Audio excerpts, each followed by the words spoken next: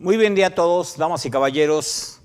Con el gusto y el privilegio de volverlos a saludar para dar continuidad al tema respectivo a inventarios, el costo de ventas, para poder dimensionar adecuadamente el impacto financiero que va a tener en las entidades económicas, en las empresas, o ya sea también las personas físicas que tengan inventarios en su calidad de comerciantes, y la consecuencia fiscal que puede tener precisamente esta administración de los inventarios. Por ello es que estamos analizando, compartiendo los temas básicos, fundamentales que nos marca la norma de información financiera C4 para poder identificar cuáles son los tipos de inventario, las fórmulas de asignación, los métodos de costeo, cuáles son la baja de valor de los inventarios. Esto es desde el punto de vista, reiteramos, financiero, donde se mueve el dinero, donde está la liquidez. Y la autoridad, a través del concepto de deducciones, que ya hemos referido en su artículo 25, deducciones autorizadas, cumpliendo con los requisitos que establece la misma ley en su artículo 27, requisitos de las deducciones autorizadas, debemos de observar en el cumplimiento de la ley como parte complementaria al manejo y el correcto control de los inventarios, estas consecuencias. Reitero, en el precepto haciendo mención de la trascendencia o de la importancia que nosotros como contadores somos generadores de información financiera. Con las características que ya hemos compartido, entre las cuales hemos establecido las fundamentales, la importancia relativa y una representación fiel, una resituación de realidad. No olvidemos, y lo iremos plasmando en algunos momentos como parte fundamental, como parte que les puedo dar una palabra correcta, como el punto álgido más interesante que debemos dominar los contadores, la parte financiera. Hemos compartido a su vez, en una opinión que yo externo, soy responsable de mi opinión, lamentablemente nos hemos perfilado, nos hemos distraído hacia la parte fiscal de primera mano, cuando debe ser al contrario. Primero sucede la parte económica, primero sucede la operación, y esto, querramos o no, tendrá consecuencias fiscales. A esto es a lo que le llamamos o definimos como la contabilidad. ¿De acuerdo? A registro de las transacciones, otros eventos, a la compilación de esta información que ya sucedió. Por eso también se hace mención que es sobredevengado. Ya tengo el derecho, ya tengo la obligación, conforme lo establezca la misma norma. Ahí es el momento del registro contable, independientemente de que se cause la contribución correspondiente o bien se tenga derecho a una deducción. Esto es la consecuencia de. Para ello, entonces, debemos saber también los alcances de esta situación y trabajar en sinergia con los fiscalistas que dominan la materia jurídica, que dominan la ley. ¿Debemos tener conocimiento de los contadores? Sí. Debemos tener conocimiento, pero la parte precisa, la parte fina, como dicen también mis amigos los abogados, eso es cancha de ellos. ¿De acuerdo? Ese es el objetivo que estamos persiguiendo con el estudio del impacto fiscal de los inventarios y del impacto financiero. Es lo que estamos analizando y llevando a cabo. Ya en la semana anterior hicimos mención de esto. Si hay algún comentario, alguna pregunta puntual sobre lo que hemos compartido, con mucho gusto háganoslo saber. De lo contrario, vamos a continuar con esta situación y decíamos, ¿cuál es la definición de inventarios? ¿Qué tipos de inventarios? ¿Cómo se administran? Eso también conlleva mucho al conocer de costos. Hoy hablaremos de estos tipos de costos. La sesión pasada, aquí hicimos mención de costos fijos, costos variables. En la segunda parte de la sesión del día de hoy hablaremos de punto de equilibrio. Ejemplificaremos algunas situaciones y algo fundamental. El tema de los costos y del punto de equilibrio es planeación de utilidades. sean tan gentiles en tomar en consideración ello. Todos los negocios, toda la situación financiera se debe de planear, planeación financiera, previo a que sucedan las actividades. Es también frecuente, si están en común acuerdo conmigo, el cliente nos pregunta, ¿y cómo nos va a ir, contador? ¿Cómo nos va a ir, contadora? ¿Cómo estamos? Y lamentablemente una respuesta general es, ahí vamos. Pero ahí vamos hacia dónde, ¿no? ¿Estamos bien? ¿Estamos mal? Porque tiene implicación esto, a su vez, con las cuentas por cobrar, como lo hemos compartido, y con las cuentas por pagar. Dado que si damos crédito, tendremos hacia nuestros clientes el derecho de cobro de lo que les vendimos. ¿Dónde están las políticas de crédito? Y algo que también la ley nos obliga a tener considerado como una parte de las deducciones y de las consideraciones que tienen impacto fiscal, la estimación de cuentas incobrables. ¿Cuáles son estas condiciones? Esto lo estudiamos o lo estudiaríamos en la norma de información financiera C3. Hay procedimientos que deben de estar sustentados en políticas y procedimientos, señoritas y caballeros, que a su vez deben de estar reflejados en las notas de los estados financieros. En el día de hoy compartiré con ustedes también cómo es que están integrados los catálogos de cuenta, cómo es que se ven esos catálogos de cuentas asociados con el código agrupador del SAT en el anexo 24, que he reiterado, no es ningún catálogo de cuentas, es un código agrupador, y cuáles son en su momento algunas notas de los estados financieros de un dictamen que me permitieron mostrar. Esta nota corresponde a ejercicios anteriores, donde no hay mayor evidencia de nada, simplemente es para mostrarles que es una nota correspondiente, que ya hemos hecho también referencia a que forman parte integral de los estados financieros, y una política contable respectiva. Todo ello tiene que estar también fortalecido previamente con la guía contabilizadora, señoritas y caballeros. Estos son los fundamentos contables mínimos que debemos de tener para que todos tengamos ese lenguaje homogéneo, esa facilidad técnica de comunicación, como lo establece como objetivo primordial también la emisión de la información financiera en base a normas de información financiera. Cualquier comentario nos lo hacen saber. Entonces, hacíamos mención, solo para retomar ello, y más tarde lo analizaremos con el punto de equilibrio. El concepto de costos fijos vamos a asociarlo con que permanecen constantes independientemente del nivel de actividad.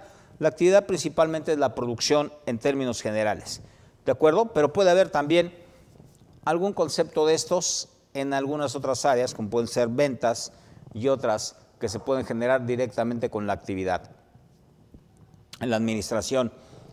Y en la parte variable, bueno, pues esa tiene un sentido directo. Estoy hablando del costo fijo total, ¿de acuerdo? Y en este momento del costo variable total.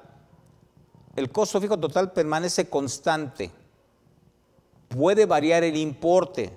Lo que quiero establecer es el concepto de mantenimiento, el concepto de renta, el concepto de seguros.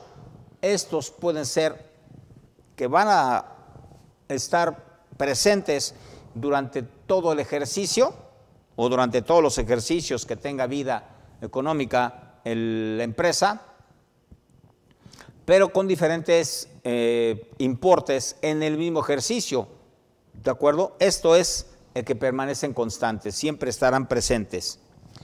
Y el costo variable, este es proporcionalmente directo su crecimiento respecto al nivel de actividad. ¿De acuerdo? Y estos son los totales. Ahora bien, el costo fijo unitario, cuando dividimos el costo total entre el número de unidades o de situaciones que se tengan para poder determinar precisamente ese costo unitario, se va a reducir. ¿De acuerdo? Va a ir reduciendo entre mayor sea el nivel de actividad. Y parte contraria, el costo fijo unitario, perdónenme, el costo variable unitario, ese es fijo independientemente del nivel de actividad o de producción. El caso más específico, si tienes 1 kilo de plástico con el cual vas a producir N cantidad de unidades, ¿estarán de acuerdo? El kilo de plástico no va a tener variación. Si utilizas 10 kilos, 15 kilos o 1000, el costo variable unitario va a permanecer, sí, fijo. Estas son las condiciones que tenemos que ir analizando en la toma de decisiones. Para ello hay que entender esa clasificación de costo de las empresas y saber el impacto que eso tiene. Esto tiene que analizarse, señoritas y caballeros, en el momento en que en ocasiones el empresario, dependiendo del tipo de negocio que tenga, tenemos que conocer cuáles son los tipos de inventarios que tiene, ya que algunos son perecederos, otros no. Y también en ese sentido estricto, habría que analizar, que en algún otro momento propondremos hacerlo en cuestión de la administración financiera y del impacto en el flujo de efectivo, hablamos de finanzas, cómo es que vamos a administrar precisamente esta administración financiera respecto al punto de reorden, el punto de mantenimiento de los inventarios. Esto generalmente es un conflicto, un impacto negativo que tiene el flujo de efectivo de las empresas, porque el empresario, pretendiendo tener mayor inventario como protección presunta, y si encuentra, de acuerdo a su criterio, un valor razonable o un descuento por pronto pago o por la compra, etcétera, alguna bonificación en la compra del inventario, generalmente lo hace. Pero no hay una proyección de ventas donde sepamos en qué momento se va a llevar a cabo la utilización de ese inventario. ¿Estamos bien ahí? Entonces, una vez más, planeación financiera, señoritas y caballeros. ¿Qué tipo de materia prima estamos utilizando? ¿Cuáles son el tipo de materiales? La experiencia de hace 12 años, recordaba hace unos días, con un empresario que tenía una excelente posición de negocios con empresas, inclusive también del gobierno en aquel momento, producía materiales que utilizaban tubos de acero de 3 metros, que estos tubos eran importados. Estaba yo colaborando, asesorando a la contadora que le prestaba servicios a esta empresa en otras áreas precisamente de planeación financiera, y en algún momento dado, cuando el flujo efectivo precisamente tuvo un impacto a la baja importante, le cuestioné qué había sucedido o cuál era el motivo para también poder promover un presupuesto tanto de operación como de flujo efectivo que tuviera una razonabilidad de recuperación de esa liquidez. La respuesta que me dio es: estaba muy barato, me ofrecieron tantas toneladas de acero importadas y consideré prudente comprarlo de una vez por si acaso vienen negocios. Ahí fue la decisión donde le dije, es un gran riesgo, porque ese por si acaso, dice, es que yo espero que me vaya bien. La trascendencia de ello, ¿qué fue, señores caballeros? Como era un tipo de material o de materia prima importada, tenía efecto el tipo de cambio, el cual se desplazó desfavorablemente para la empresa. Y el negocio que él esperaba que se tuviera se pospuso durante un año. Y así hubo otras consecuencias. Entonces, ¿qué incrementa esto? El tener asegurada la materia prima, el tener un pago mayor de almacenaje, en su caso de la persona encargada de la bodega, y de la seguridad que tuviera que estar pagando, mantenimiento, limpieza y todos los demás valores. Eso es lo que debemos de permear, señoritas y caballeros. Conocer, como ya lo habíamos compartido en algún momento, el tipo de empresa que es, cuáles son su tipo de operación, para poder tener una idea clara de cómo es que viene el modelo de negocios. Si es que es una empresa que está produciendo, porque también es importante que la norma nos indica que producir no es solo aquello que conocemos como transformación de materia prima, estas áreas productivas. El producir un software, el producir un sistema, el producir música inclusive, hoy con todas las herramientas digitales, eso es producción. Tenemos un cliente que se dedica al desarrollo de realidad virtual y de juegos, de programación de juegos que se consumen hoy, de acuerdo a lo que nos dicen, de manera muy amplia, y también de cortometrajes animados y todas estas condiciones. Entonces, ¿qué es lo que esta empresa tiene?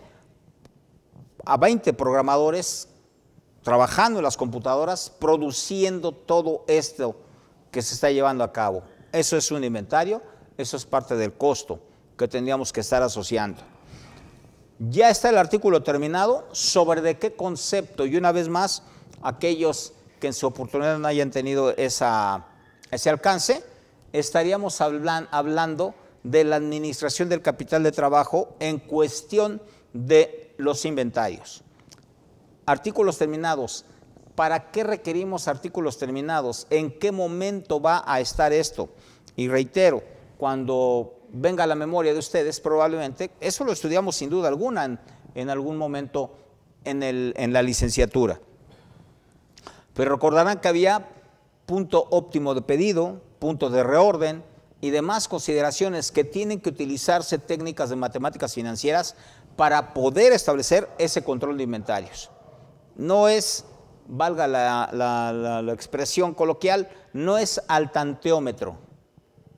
Sin embargo, si así fuera, por llamarlo de esa suerte, ¿quién es el experto en la materia al que te va a preguntar cómo es que vienen, si hay ventas, no hay ventas, en cuánto tiempo el inventario se produce, etcétera?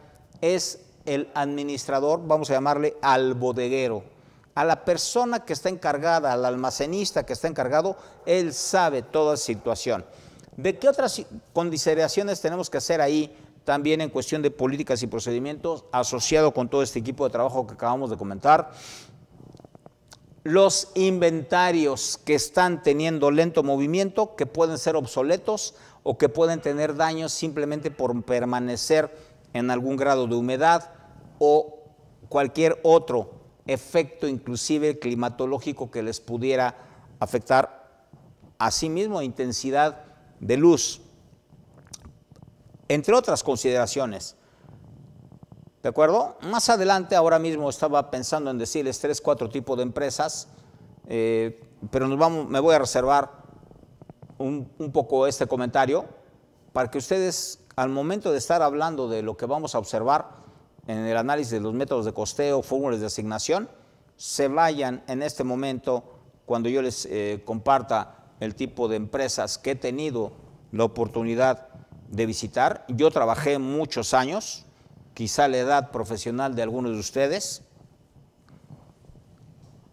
en una empresa de transformación muy importante.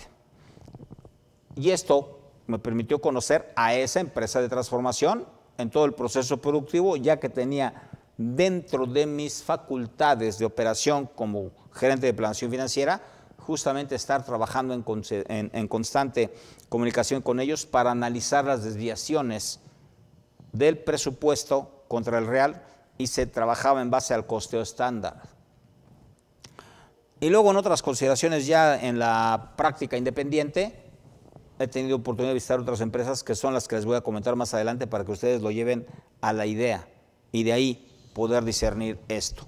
Entonces, ya está esa tarea, ya tenemos artículos terminados. Ustedes también tienen conocimiento de diversas entidades que entregan inventarios que son en consignación.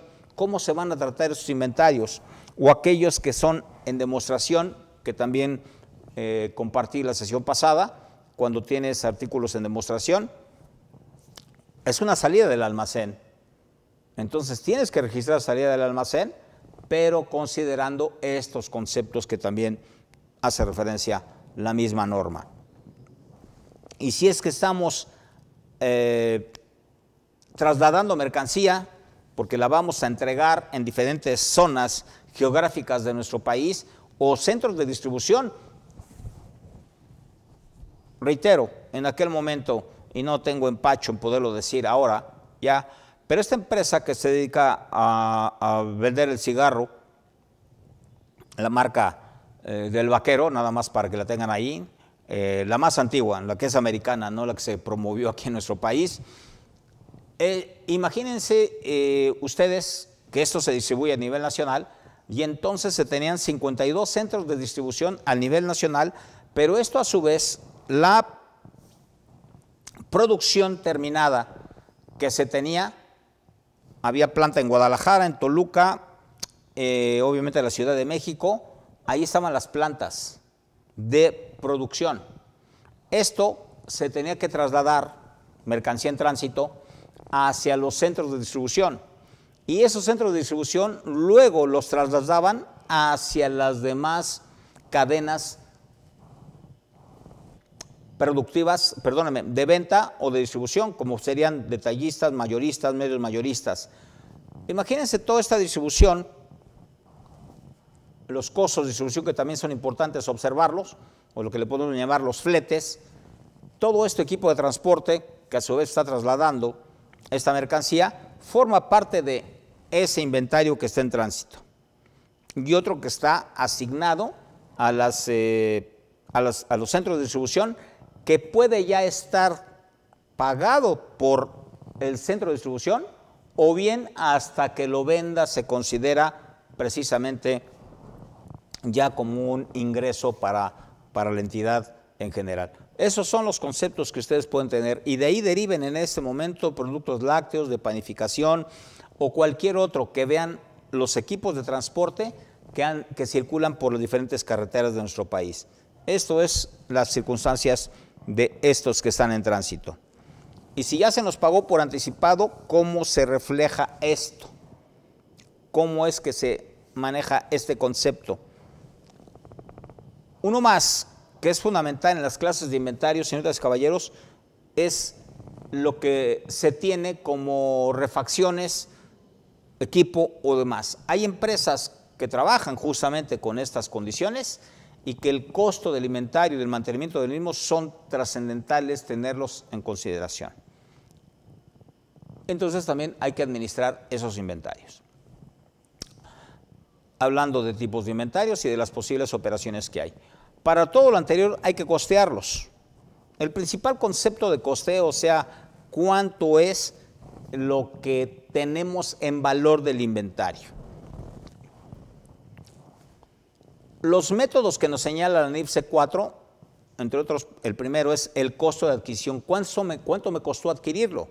Pero como ya lo veremos en la definición y en la integración de los conceptos que nos confiere la norma, es no solo cuánto me costó, quiero decir, pagué 8,000 pesos por la materia prima, pero esa materia prima la tuve que trasladar a mis instalaciones, hablo de la empresa obviamente, tuve que pagar un seguro quizá, tuve que pagar alguna asesoría, bueno, todos los costos que se agreguen, o los precios o los importes que se agreguen, hasta dejar disponible el inventario para su uso en nuestras instalaciones, forma parte del costo de adquisición y es inventario.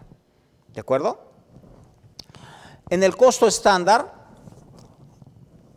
así como el método de detallistas, el costo estándar es el que determina, ya lo veremos en unos minutos más con precisión, cuánto es el valor que se le debe de asignar adecuadamente a nuestro inventario. ¿Qué sucede con el método de detallistas? ¿Cómo es que se lleva a cabo? Su propio nombre lo dice, con mayor detalle, y en ese estricto sentido también observaremos cómo la ley fiscal ubica, en el caso de algunas situaciones, algún tipo de costeo específico que se va a llevar a cabo. Ahí ustedes lo pueden observar. El costo de adquisición, el importe pagado en efectivo o equivalentes por un activo o servicio en el momento justo de su adquisición. Este costo estándar, ¿cómo lo vamos a entender o a percibir para su control? La determinación es anticipadamente. El costo de adquisición ya está ahí, ya lo pagué, ya es histórico. Pero el costo estándar es este que se determina anticipadamente a la adquisición, considerando los niveles de utilización que se tienen, por eso hablábamos del control de inventarios, de los que tengamos ahí como materia prima, mano de obra, materiales indirectos principalmente. Así como la eficiencia y la utilización de la capacidad de producción instalada. Otro concepto que también es fundamental. Debemos de analizar en conjunto con las áreas correspondientes y si es que nos es asignado a nosotros como contadores, porque lamentablemente también el empresario a veces nos ve como todólogos y dice, pues vas caminando con todo ello. Y hablando de caminando, pues bienvenidos a todos los amigos que estamos conectándonos con Facebook, desde acá trabajando con mis colegas en CADEFI. Sean bienvenidos, tengan excelente día y los invitamos a que cualquier comentario, cualquier requerimiento de información, contacte a la gente de CADEFI. Decíamos entonces, en ese estricto sentido, debemos de analizar cuál es la capacidad instalada y cuál es la capacidad utilizada. Esta tarea también debe de quedar dentro del conocimiento de nosotros los contadores, pero es un área que puede estar manejada, dependiendo del tamaño de la empresa también, por el área de ingeniería industrial y que nos va a permitir también tomar decisiones de qué se puede hacer o no se puede hacer. Entre otras, dependiendo, insisto, de las consideraciones que se van presentando,